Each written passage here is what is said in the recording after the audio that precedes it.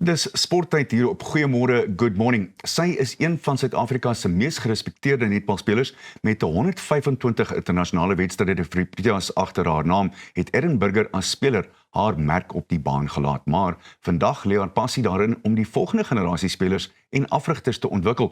Erin is hier by ons in die ateljee om te gesels oor haar netbalskool en ook sommer oor haar gedagtes oor die Telkom Netballiga. Erin, baie dankie vir jou tyd. Ons waardeer dit regtig. Ek dink eerstens, ek wil net vir jou teruggaan. Ek kyk na hierdie lys van jou en dit is bloot net so indrukwekkend. Tussen 2007 en 2019, jou 125 vertonings. Jy is die eerste Suid-Afrikaanse netbalspeler oor 100. By die Statebond spele 2010, 14, 18 en by die netbal wêreldkampioenskappe 2007, 11, 15 en 19. Dis 'n ongelooflike lys. As jy nou terugkyk daarna, kan jy glo dat jy dit alles gedoen het? Ja, as jy so praat, dan klink dit so unreal eintlik en dit was so eintlik voorreg want ek kon dit lewe. So ja, ek voel baie geseënd en ja, dis eintlik, ek wil sê 'n groot deel van hoekom ek doen wat ek doen. Mens het nou al daai kennis en wat lekker is as jy so praat, dan dink ek aan al die afrigters onder wie ek gespeel het, alles wat ek geleer het oor die jare en ja, dis juist hoekom ek dit wil teruggee. As jy aan 2 of 3 van daai afrigters dink, Ja. ek wil nie jy moet een in besonder uitlig nie, maar wat sou 1 of 2 of 3 van hulle by jou gelos het wat jou beïnvloed het, nie net wat jou sport aanbetref, maar jou lewe? Yes. Ja, dit is een van die groot goed is, ja, ek dink mens kan by almal iets leer en ek wil sê ewenal is dit partykeer wat jy nie wil doen nie of hoe jy nie wil wees nie, maar ek het definitief by hulle almal iets geleer en ek dink 'n groot deel van dit is nie net netbal nie. Dit gaan oor meer as net netbal, dit gaan oor wie jy is as 'n mens. En ja, dis ook deel van as ons afrig. Ja, netbal is 'n gedeelte en dis half die tool hoe ons hulle kry, sê maar op die plaas of op die lodge dat ons met hulle kan werk, maar dan wat los ons agter? Dis nie net van jy wil 'n goeie netbalspeler wees nie, jy wil 'n cool human ook wees. Ja. En ja, dit wil ons half oorkry, daai boodskap van wie jy as mens.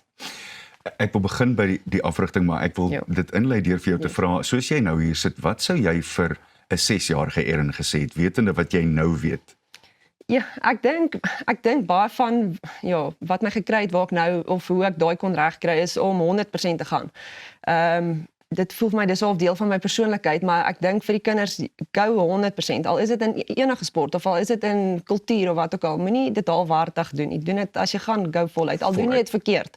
Doen dit eerder voluit as wat jy dit so half doen. Mens kan dit altyd regmaak, nie waar? Ja, jy kan altyd of dit gaan nie uitwerk nie. As dit nie vir jou meant to be is nie, ek wil sê daai deur gaan toe gaan. Maar as jy dit net so half doen, dan gaan jy nooit weet of was dit eintlik vir jou nie. Ja, so. Hoe werk jou netbalskool? Hoe kom mens in en gee vir ons die agtergrond en hoe dit begin het? Ja, so 2019 toe ek ophou speel het ons daai jaar met 2 doele verloor teen Nieu-Seeland in Januarie en 2 doele in die semifinals in die World Cup teen Australië. So daai is nommer 1 en 2 in die wêreld. En toe ek begin speel het 2007 het ons met 30 na 40 doele verloor. So daar's 'n paar goeters wat ons verander het en ja, ek sal van die bevoordeelde posisie ek kon dit leef. So daar's klein goedjies, elke coach ietsie by en aan die einde dat ons eintlik kompeterend kon wees. Australië se coach het in die hotel na die tyd sê sy ons het bietjie julle het ons laat stres.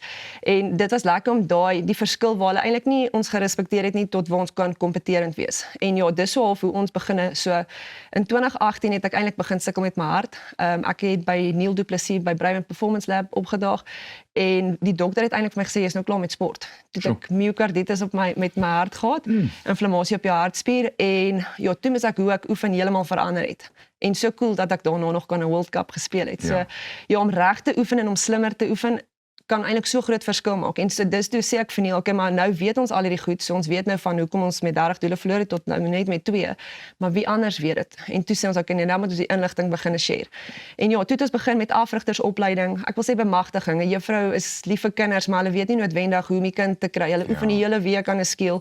Sê hulle, ons het die hele week afgooi gedoen, maar kom die naweek se wedstryd dan sien ons niks van dit nie. Maar hulle mis een stapie in die proses van om 'n skill te kry om te transfer. So ja, dat toe sê ons okay, ons wil hulle bemagtig en ons wil hulle help en ja, so toe het ons begin met afrigtersopleiding manual geskryf. Ek dink so op 170 bladsye al en hy verander elke nou en dan. En dit gaan nog groei. Ja, hy verander, ek wil sê elke jaar. Ja, ons weet van ma-dogterkampe, skole wat na ons toe toer, ons wat na skole toe toer. So ja, maar ek wil sê wat ons 'n klein bietjie anders te maak is ons werk met klein groepe. 'n Groot groep vir ons is 80. En ja, ek wil die helfte van die dogters se name ken. in die helfte van die naweek, want dit voel vir my dan kan ons 'n verskil maak. So ons doen nie groot getalle nie en ek wil sê ons gaan op platteland. So half die kleiner skole wat nie noodwendig al daai geleenthede kry nie. So ja, Roaring Sky is die lodge en die plaas wat ons gebruik en ja. En waar is dit? Ja? Dit is, ek wil sê net buite Dinokeng, maar na Cullinan se kant toe. Goed. Ja. Is daar 1 of 2 of 3 dingetjies wat die meisies by julle opdaag wat hulle nie hulp nodig het? Ek wil nie sê verkeerd doen nie, maar wat julle hulle mee kan help. Ja, definitief. So dis een van die grootste goed wat ons, so as 'n skool by ons aankom, dan probeer ons daai skool spesifiek help met hulle behoeftes. So elke skool het ietsie anders. Een het 'n lang staandoel, een het 'n kort bewegende sirkel en partykeer weet die juffrou, so jy gaan na kursus toe gewoonlik en jy kry presies dieselfde oefeninge.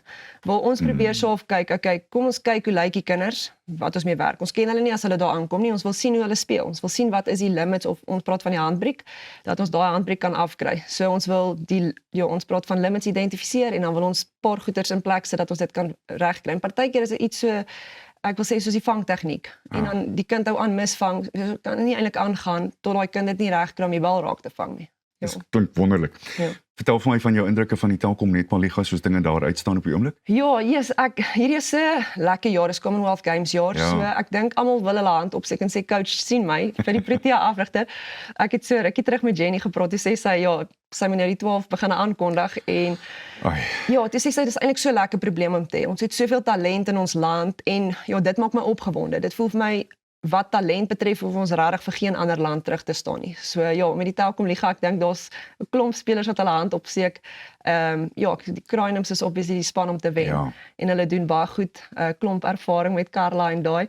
Maar ons sal sien, enigiets kan nog gebeur, semifinals wat nou kom. Dit voel vir my dan begin die hele toernooi weer van voor af. So as jy daai wedstryd opslip, dan beteken die hele toernooi se wen eintlik nog niks nie. Natuurlik, ja.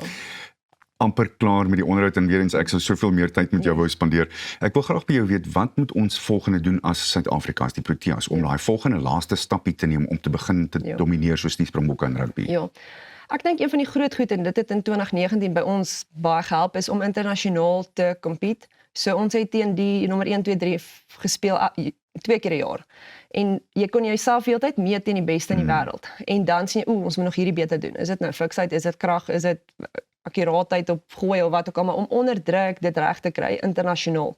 En dan om 'n gameplan te hê wat internasionaal kan werk. Want partykeer goed wat in ons land werk, ek vat nou 'n voorbeeld om van ver af die bal vir die doel te gooi. Yes, dit werk baie lekker op provinsiale vlak. Kom jy internasionaal gaan jy nie daai bal gooi nie. Want daai almal is, ek wil sê, kan daai bal onderskep. So meer internasionale blootstelling vir die span en as 'n groep saam en dan 'n gameplan wat internasionaal kompeterend kan wees. Klink wonderlik. Ja. In 1 woord of 2 woorde, kom ek sê vir jou 2 woorde, as daar 'n jong dametjie is wat hierna kyk en sy wil inspirasie hê, gee my 2 of 3 woorde. Ja, ek wil sê droom groot. Ja. Dis pragtig. Erin, baie dankie vir jou tyd, waardeer dit regtig. Dink jy ons gaan nie staat om ons spele wen net so te loops? Ek sal altyd wil glo. Ek hou van ons almal. Ek hou van jou positiwiteit. Baie dankie dat jy by ons gekuier het. Ons waardeer dit regtig. Beslis een van ons sportlegendes in Suid-Afrika en iemand wat alreeds diep spore getrap het. So gepraat van diep spore, hier is volgende op Goeiemôre Good Morning iemand wat diep spore getrap het, nie net in die vermaaklikheidswêreld nie, maar daar is min mense wat Afrikaans so mooi praat soos die man. Chris Chameleon is net hier by ons.